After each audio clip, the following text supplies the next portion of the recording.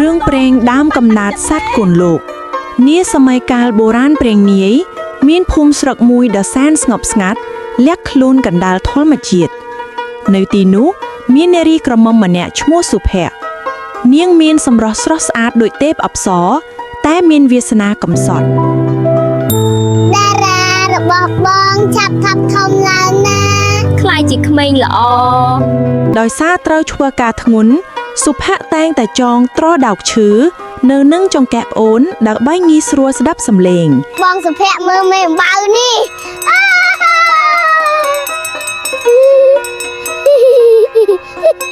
ឆ្នាំនោះគ្រក់រាំងស្ងួតបានចូលមកដល់ភោគផលខូចខាតញាក់ភូមិភ្លេចខ្លួនដាច់ពួកញ៉ាំឲ្យឆ្អែតទៅណាបងមិនសូវឃ្លានទេដើម្បីប្អូនប្រុសទោះបងស្រីត្រូវអត់អាហាររហូតសន្លប់ក៏នាងមិនរអ៊ូទាំមួយម៉ាត់ Potatoes and fruit តារាកាន់ដៃបងឲ្យជាប់កម្ដៅចេញពីបងឲ្យសោះណាព្រៃព្រឹក្សាធំល្វឹងល្វើយពោពេញដោយសត្វសាហាវនិងគ្រោះថ្នាក់ដែលមើលមិនឃើញនាងប្រឹងប្រែងជីកដំឡូងដោយផ្ដាំប្អូនមិនឲ្យដើរទៅណាឆ្ងាយលោកបងសុភ័ក្រខ្ញុំកំពុងវាយស្គរសំឡេងត្រដោកឈើជាខ្សែចំណងបេះដូងដែលធ្វើឲ្យនាងស្ងប់ចិត្តពេលកំពុងធ្វើការស្អាតម្លេះចាំខ្ញុំផងសត្វចាដោយភ្លេចពាក្យបណ្ដាំបងតារាបានដើរតាមសត្វបក្សីចូលទៅក្នុងព្រៃជ្រៅបន្តិចម្ដងលោកចំណែកបងស្រីកំពុងជាប់ដៃនឹងការងាររហូតភ្លេចចាប់អារម្មណ៍ថាសំឡេងលោកបានស្ងាត់បាត់ទៅហើយតារា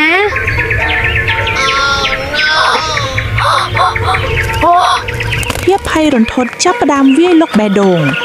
ទីណាក៏មើលទៅដូចតែគ្នាកុមារតូចទើបតែដឹងខ្លួនថាវង្វេងគេចាប់ផ្ដើមយំដោយក្តីភ័យខ្លាចកណ្ដាលព្រៃធំ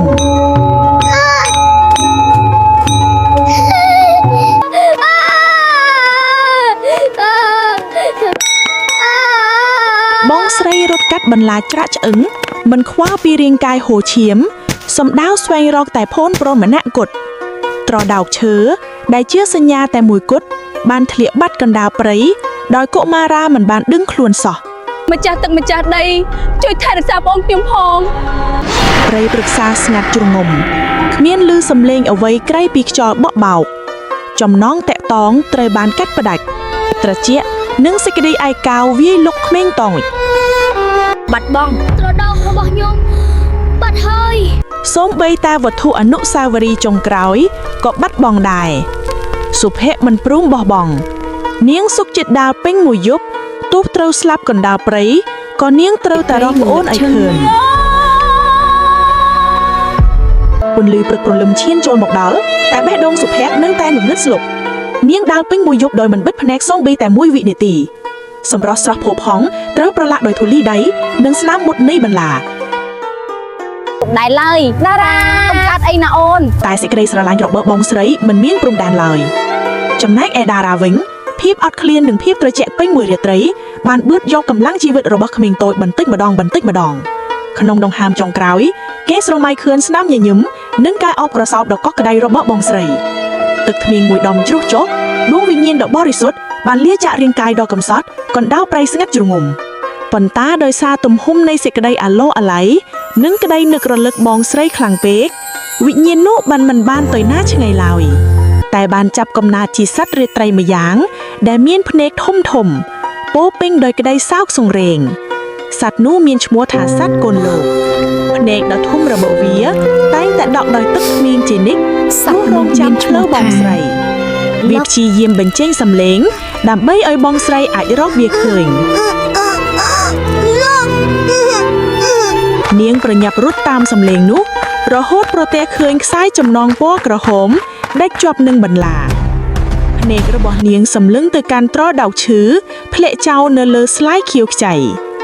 ត្រដោកឈើនៅទីនេះចុះហេតុអ្វីបានឈឺនៅមានសំឡេងលុកបន្លឺឡើងពីខាងមុខទៀតសុភ័ក្រងើបមុខឡើងសម្លឹងទៅកាន់មេឃឈើដ៏ខ្ពស់សន្លឹមនៅលើមេឃឈើគ្មានរូបរាងកុមារាតូចគ្មានតែសត្វចម្លែកម្យ៉ាងដែលនាងមិនធ្លាប់ស្គាល់មិនធ្លាប់ប្រទះ កែវភ្នែកដ៏ធំរបស់វា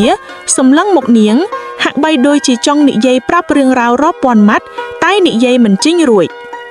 នាងអង្រួនត្រដៅឈើក្នុងដៃវាគ្មានសំឡេងឡើយ សត្វអ្វីក៏មានភ្នែកកំសត់ម្ល៉េះកែវភ្នែកដ៏ធំរបស់វាសម្លឹងមកកាន់នាងហាក់បីដូចជាចង់និយាយប្រាប់រឿងរ៉ាវរាប់ពាន់ម៉ាត់តែនិយាយមិនចេញ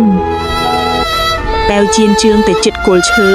សុភ័ក្របានប្រទះឃើញបំណែកក្រណាត់ខោអាវរបស់តារាការពិតដ៏សែនឈឺចាប់បានវាយប្រហារបេះដូងបងស្រីដូចរន្ទះបាញ់ សត្វកូនលោកសត្វលោកសត្វកូនលោកលោក នាងយល់ច្បាស់នៅអ្វីដែលបានកើតឡើងដួងវិញ្ញាណប្អូនប្រុសកំសត់បានមកចាប់កំណើតជាសត្វនេះបាត់ទៅហើយសត្វកូនលោកហាក់ដូចជាយល់ពីភាសាបងស្រីវាសន្សឹមវាដើរចុះមកក្បែរនាង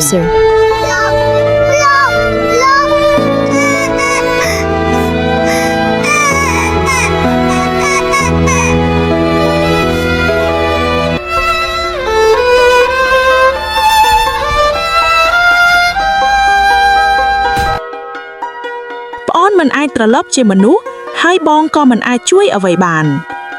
ព្រឹកព្រលឹមឈានចូលមកដល់សុភ័ក្របានដើរចេញពីព្រៃមរណៈជាមួយនឹងបេះដូងដែលប្រែស្រាក់គ្មានថ្ងៃជួសជុលបានឡើយ